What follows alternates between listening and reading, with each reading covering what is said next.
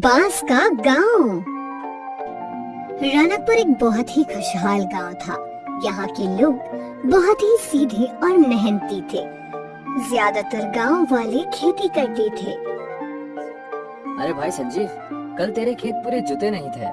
चल आज जोत देते हैं। हाँ भाई चलो, आज मेरे खेतों का काम खत्म करेंगे और कल तुम्हारे वाले का कर लेंगे। अरे नहीं नहीं, कल मनोज की मदद करेंगे और फिर आखिर में मेरा खेत जोत देंगे। रौनकपुर के लोग एक दूसरे की मदद करने में विश्वास रखते थे और शायद यही कारण था कि रौनकपुर बहुत ही खुशहाल था। यहाँ की औरतें भी एक दूसरे से मनमुटाव नहीं रखती थी। अरे पूनम, घर पे है क्या? जी दीदी आई। ये ले, सुबह खीर बनाई थी, मुन्ना को बहुत पसंद है ना, तो सोचा मनोज के लिए भी ले आऊं।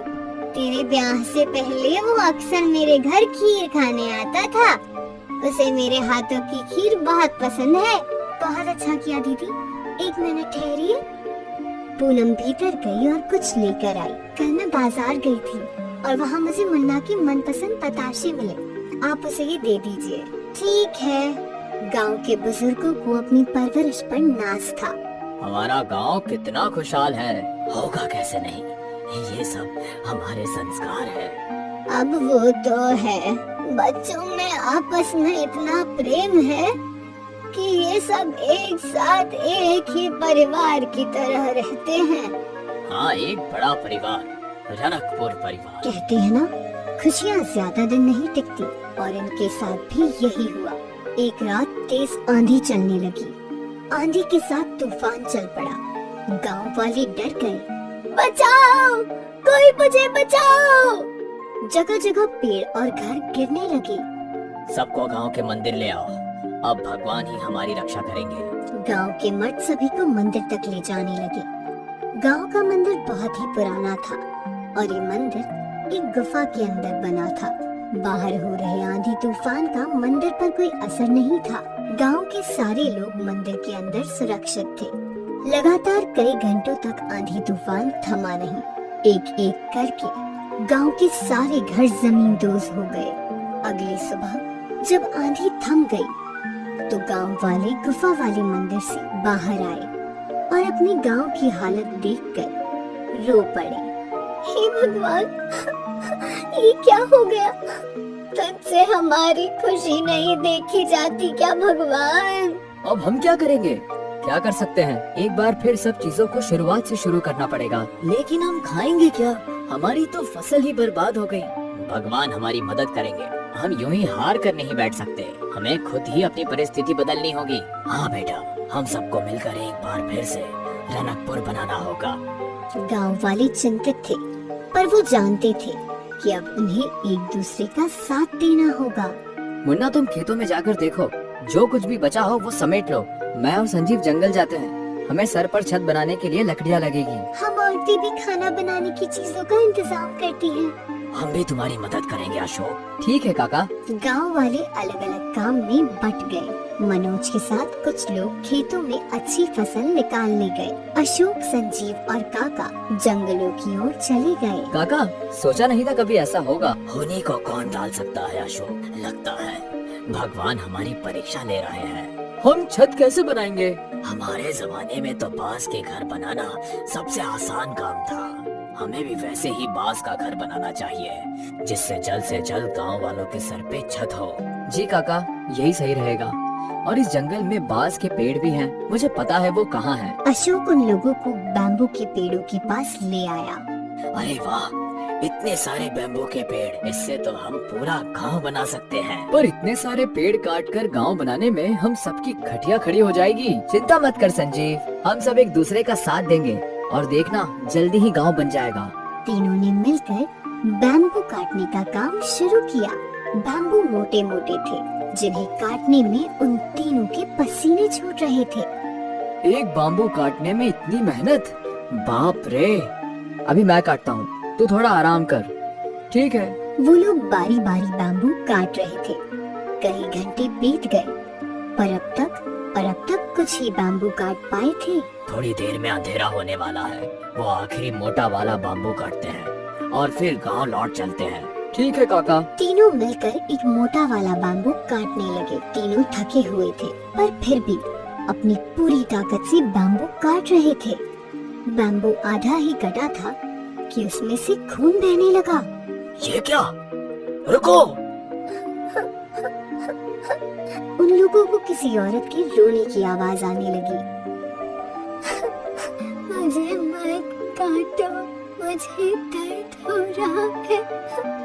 क्षमा कीजिए, हम किसी को नुकसान नहीं पहुंचाना चाहते थे। तूफान में हमारा गांव बर्बाद हो गया। बस घर बनाने के लिए बांस काटने आए थे। हमें क्षमा कर दीजिए। तभी उनके सामने बांस की देवी आई। बांस की देवी के तेज से जंगल प्रकाशित हो गया। देवी ने सबसे पहले उस बांस के पेड़ को ठीक किया। खून बहना बंद हो गया और रोने की आवाज भी थम गई। क्षमा कर दीजिए देवी, हमें पता नहीं था। रोने की आवाज सुनकर तुम लोग थम गए। इससे तुम अच्छे इंसान हो ये साबित होता है। ये कोई आम बांस का वृक्ष नहीं है, बल्कि ये जादुई बांस का वृक्ष है। जब तक ये वृक्ष इस जंगल में है, इस जंगल का संतुलन बना रहेगा। अच्छा हुआ हमने इसे पूरा नहीं काटा, वरना हमसे बहुत बड़ा पाप हो जाता। वैसे तुम इस जंगल में क्यों आए हो? कोई कभी यहाँ बांस काटने तो नहीं आता? हमारी मजबूरी है। कल रात के आंधी तूफान में हमारा गांव तहस नहस हो गया। रहने के लिए सर पर अब छत नहीं है, इसलिए हम बांस की लकड़ियां लेने यहाँ आए थे। मैं तुम्हारी ये समस्या सुलझा सकती हूँ। तुम्हें जितनी बांस की लकड़ियाँ चाहिए, वो हर दिन सुबह तुम्हारे गांव के बाहर तुम्हें मिलेगी। पर तुम्हें मुझे एक वचन देना होगा कि तुम इस जादुई बांस के पेड़ और इस जंगल के रहस्य के बारे में किसी को नहीं बताओगे। हम वचन देते हैं। तीनों ने बांस की देवी को वचन दिया और वहाँ रखी बांस उठाकर अपने गांव लौट आए।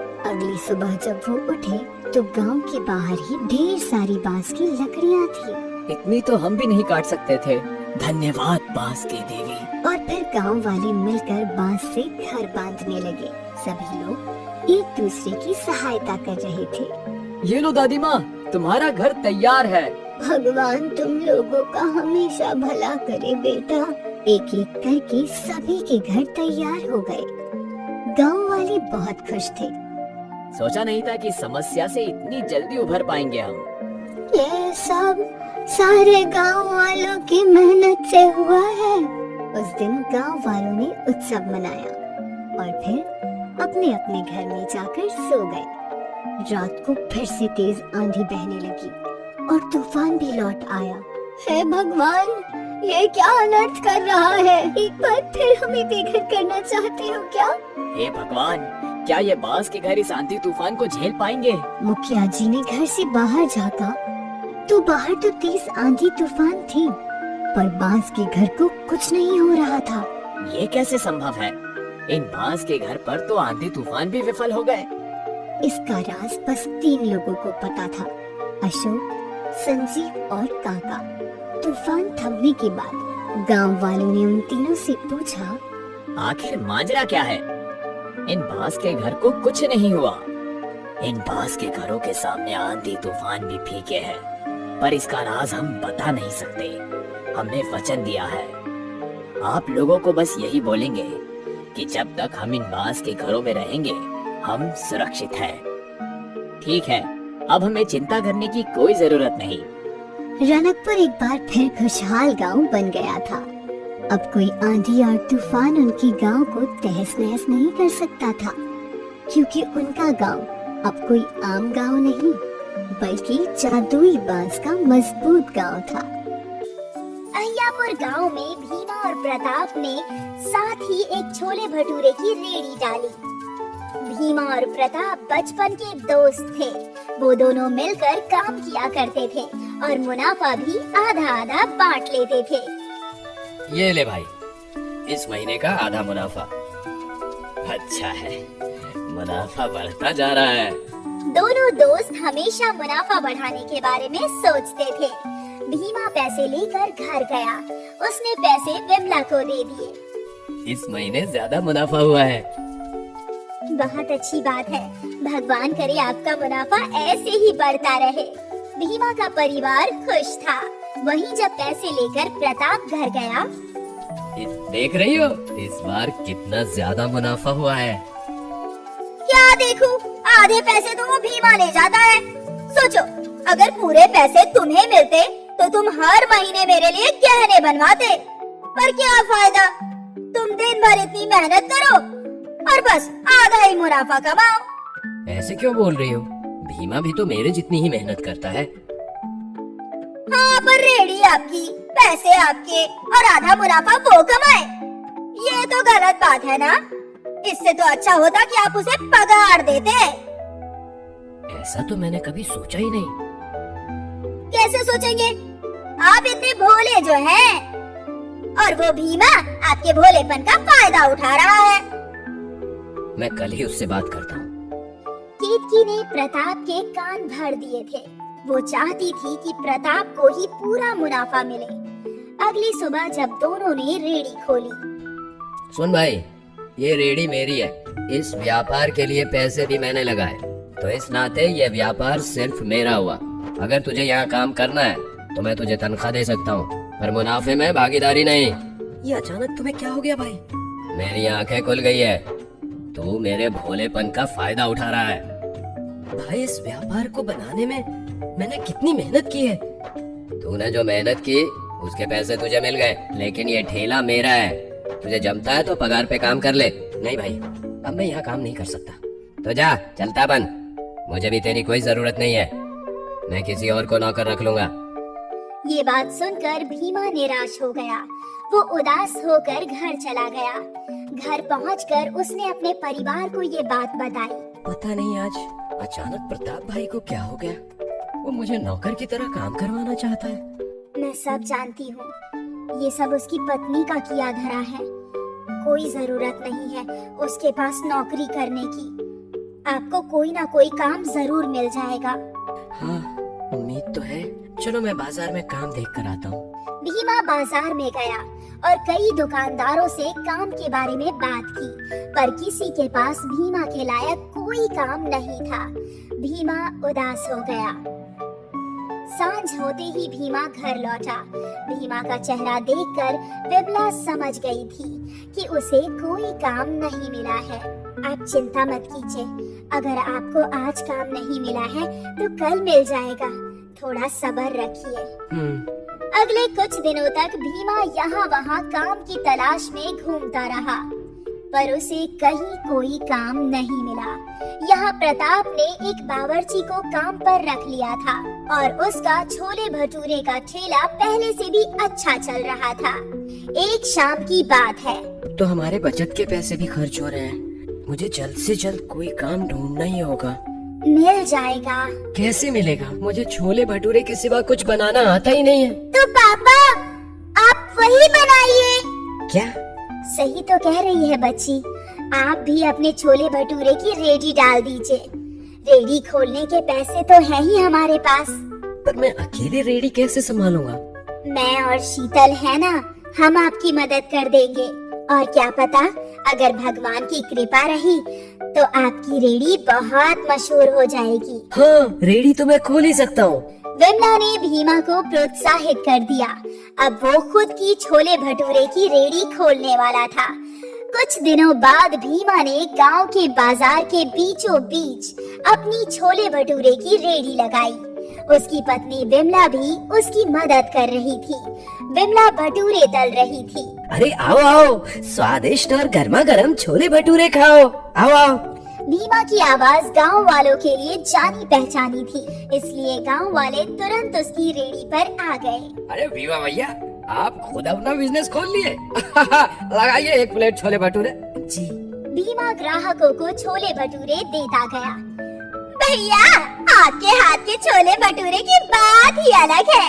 हम तो ये स्वाद मिस कर रहे थे। भीमा खुश था कि गांव वाले उसके ठेले पर छोले भटूरे खा रहे थे, पर ये बात जब प्रताप को पता चली।